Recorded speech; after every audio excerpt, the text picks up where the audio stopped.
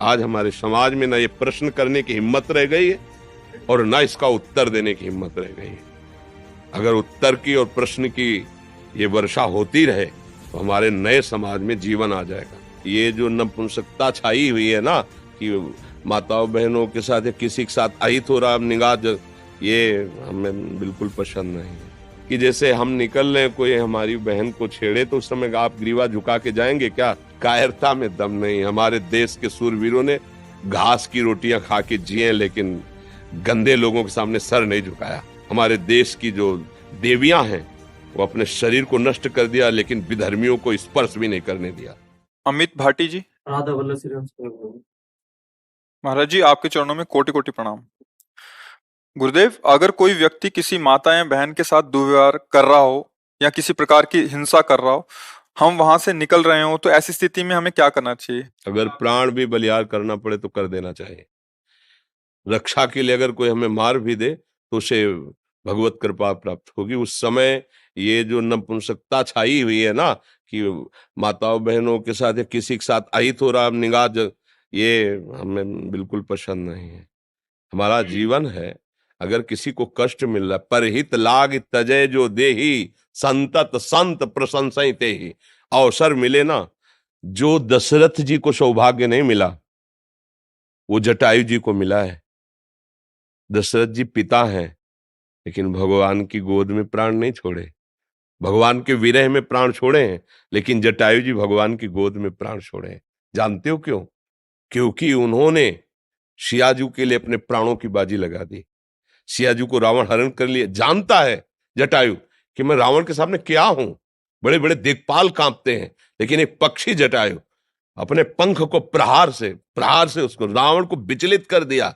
चोंच पंजे पंख के प्रहार से कि तुम्हें माता को नहीं ले जाने देंगे, सीता जी को नहीं ले जाने देंगे। उस चंद्रहास के द्वारा पंखे काट दे, व्याकुल होकर गिर पड़ा। हा राम। आगे पड़ा जटायु देखा, चितवत राम चरण की रेखा। भगवान ने गोद में उठा। अंत्येष्टि के अंत समय उसका भगवान की गोद में प्राण निकला। और जो दशरथ जी की अंत्येष्टि क्रिया भरत जी ने की, राम जी ने स्वयं अंत्येष्टि क्रिया जटायु जी की। समझ रहे ना? दूसरों की रक्षा के लिए यदि हमारे प्राण भी चले जाते हैं तो हमें भगवान की कृपा प्राप्त होगी।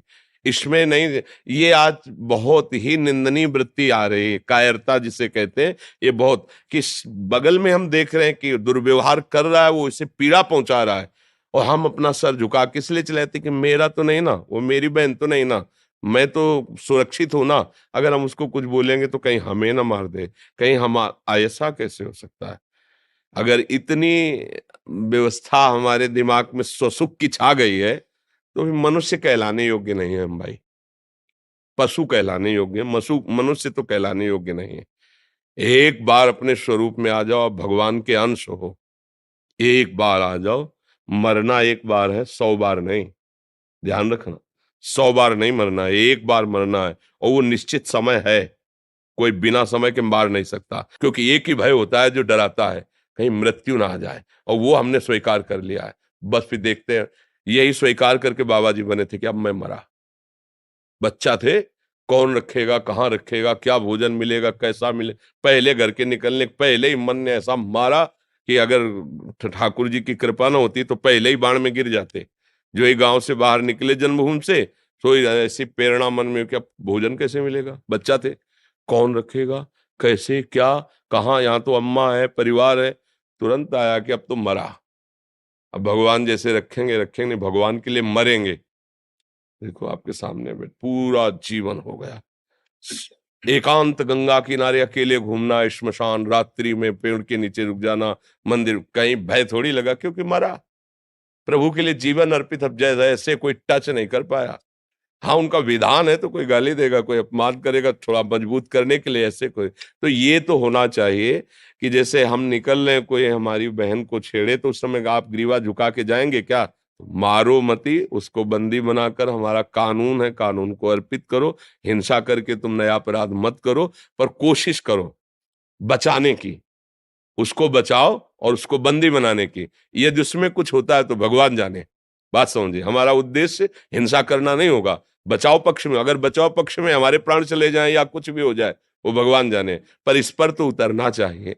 हम कई जगह ऐसा देखा है कि इतने लोग स्वार्थी हैं।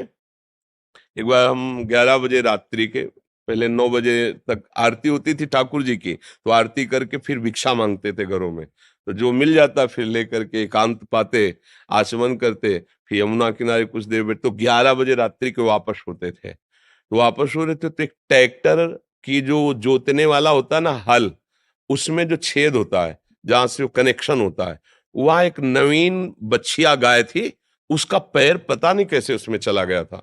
जी हुई दृष्टि गई और कोशिश कर रहे, जो हम दौड़ गए, उसका पैर ऐसे पकड़ा, अगर ही इसने थोड़ा भी हिलाया तो टूट जाएगा, क्योंकि पूरा सेट हो गया था। अब हम घबरा गए, 11 बजे रात्रि, 3-4 लोग निकले, हमको भैया थोड़ा हमें सहयोग कर दीजिए, क्योंकि नया बच्चा है, अगर आप इसे थाम लेंगे और अपने लोग धीरे से उठा लेंगे तो इसका पैर सुरक्षित रहे। चीखते रहे, वो देखे भी नहीं, ऐसे ही पास से ही निकल गए, देखे भी नहीं। अब हम कहा अगर हम छोड़ते हैं तो क्या होगा, ये चरफराएगी और टूट जाएगा। अब क्या करें, कितनी देर बैठे रहेंगे। अच्छा, हमारे में इतना बल भी नहीं, वो पशु है और सयानी थी, पर नया बच्चा था, तो हम कहा क्या करें। तो बगल में एक बड़ा गेट लगा हुआ था, हम सोचा इसको भड़बड़ाएं, तो जे ही छोड़कर भड़बड़ाने गए से उसने ऐसा किया कि पैर बस हृदय में कि अब क्या कर सकते हैं, बस फिर उदास होके चल दिए कि अगर वो 4 लोग मुझे सहयोग दे देते तो 5 थे, 5 तो इतना कर देते कि पीछे का हिस्सा तो उठा ही सकते थे, उठा लेते, वो बच जाता, सीधे निकल जाता ना, वो बच, उसको कंट्रोल करने की जरूरत है ताकत के द्वारा कि वो हिले डुले ना। किसी ने सहयोग नहीं किया। तो ये तो मतलब आज हमारे समाज में इतनी स्वार्थ बुद्धि होती कि कोई किसी को मार रहा है, हमें क्या मतलब है, कोई किसी के साथ गंदा व्यवहार करने के, हमें क्या, क्योंकि हमारी बहन तो है नहीं। ये नहीं होना चाहिए, ऐसा व्यवहार ना तो कभी करे किसी के साथ, और जहां तक हो सके ना होने दे। तो भगवान आपके साथ है, ये भी बात समझ लो। और जब भगवान का पावर आपके साथ है तो फिर कोई परास्त नहीं कर सकता। और अगर कायरता दिखाओगे तो फिर कायरता में दम नहीं। हमारे देश के सूरवीरों ने घास की रोटियां खा के जिए, लेकिन गंदे लोगों के सामने सर नहीं झुकाया। विधर्मियों के सामने आप पढ़ो, बड़े बड़े चरित्र, महाराणा प्रताप आदि बड़े बड़े हमारे देश की जो देवियां हैं, वो अपने शरीर को नष्ट कर दिया, लेकिन विधर्मियों को स्पर्श भी नहीं करने दिया। तो हम उसी भारत देश के हैं। थोड़ी आधुनिकता आकर के गंदे विचारों को बढ़ावा दे रही, लेकिन हमारा देश धर्मगुरु है। भारत देश धर्मगुरु है। यहाँ एक से एक महापुरुष पैदा हुए हैं। जब तक अपने प्राणों का मोह रखा जाएगा तब तक धर्म पर चलना कठिन हो जाएगा। पूज्य श्री गुरु गोविंद साहब जी ने पंच प्यारों की जो तैयारी की थी वो इसी बात की थी। साइड में कोई हमें प्राण दे, जीवन दे, मैं उसे स्वतंत्रता दिलाऊंगा। लाखों की सभा में एक खड़े हुए, आओ अंदर। और ऐसा लीला की कि रक्त की धार बाहर दिखाई दिया कि और कोई, 5 खड़े हुए थे पूरी सभा में। तब कहा था 1.25 लाख से एक को लड़ाऊंगा, क्योंकि इन्होंने प्राण समर्पित कर दिए ना, अब इनको ऐसा बनाऊंगा कि इनके सामने 1.25 लाख भी नहीं टिक सकते। क्यों? प्राणों का मोह छोड़ दिया ना। प्राणों का मोह छोड़ दो, सब भयभीत हो जाएंगे, क्योंकि सबका भय यही होता है कि मैं मरूं ना।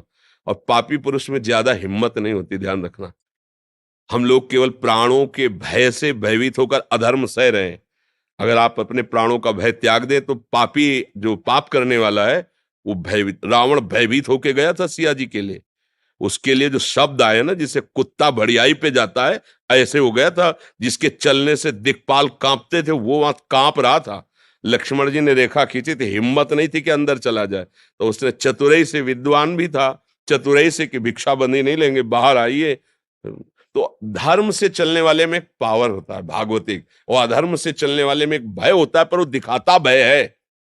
वो भयभीत होकर भय दिखाता है, हम लोग भय मान जाते हैं। नहीं तो अधर्माचरण जो हो रहे हैं ना, इनमें बहुत कुछ बचाया जा सकता है। अपनी बहन मान करके अगर हम देखेंगे तो बहुत कुछ हम कर सकते हैं, लेकिन जब हम ये देखते हैं कि अपनी नहीं, तो हमारा गंदा जो भाव है वो हमारे आसपास फैलता है। जैसे भागवतिक भाव है ना, वो आसपास के वातावरण को सुधारता है, ऐसे हमारा गंदा भाव। आज हमारा नया समाज स्वसुख वासना में इतना लिप्त हो गया है कि दूसरे की रक्षा करना भी धर्म है, दूसरे को बचाना धर्म है, ऐसी सोच ही नहीं रह गई। वो खुद ऐसे आचरणों में युक्त हो गए। तुम्हें अपना शरीर प्यारा है तो दूसरा का शरीर, और तुम उसी शरीर के साथ कैसा व्यवहार कर रहे हो तो वो लोग रक्षा करेंगे। तो वो लोग हैं कौन? हम ही लोग। हम ही लोगों की जो बुद्धि सुख वासना में, सुख लूटने भोगने की वासना में आ गई, वो राक्षस बना दिया। हाँ, धर्म से युक्त सुख भोगो, भगवान ने बनाया है। धर्म का एक मर्यादा रखी, उससे आप, अन्यथा फिर नहीं। इतना तो मनुष्यता होनी चाहिए, इतनी तो होनी चाहिए। अब वो धीरे धीरे न शास्त्र स्वाध्याय है, न धर्म का परिचय है, न जितेंद्रियता है, तो दम ही नहीं रह गई है। लगता है भैया अपने प्राण बचाओ, आज हो रहा है होने दो। ऐसा कितने दृश्य आप देखोगे जिसमें सामने लोग खड़े देख के मुंह फेर के चले जा रहे हैं। अगर वो 4 लोग जा रहे हैं और लौट करके देख लें तो उसकी लघु शंका निकल जाएगी, क्योंकि वो खुद भयभीत है। वो जो अत्याचार परायण हो रहा है ना, वो उसका भय और पाप है। तुम केवल एक बार आंख टाइट करो, उसकी होश उड़ जाएंगे। पर अपने लोगों के अंदर वो बात नहीं रह पा रही। बहुत अच्छा लगा कि आप नवयुवक हैं और समाज रक्षा के लिए ऐसा प्रश्न करते हैं। ऐसा ही होना चाहिए। प्राण तो निकलेंगे ना, एक दिन तो जाएंगे ही यार। अगर धर्म में जा रहे हैं तो मेरा मालिक देख रहा है, बस उसको देखना है, दूसरे को थोड़ी देखना है कि दूसरा कोई वाहवाही दे, हमें मेडल दे। नहीं, हमारा मालिक देख रहा है। फिर वो जो आपके अंदर आनंद आएगा, आप किसी को बचा के देखो, वो जो आपके अंदर सुख और आनंद ऊर्जा आएगी, वो किसी साधना से नहीं आती, वो इससे आती है।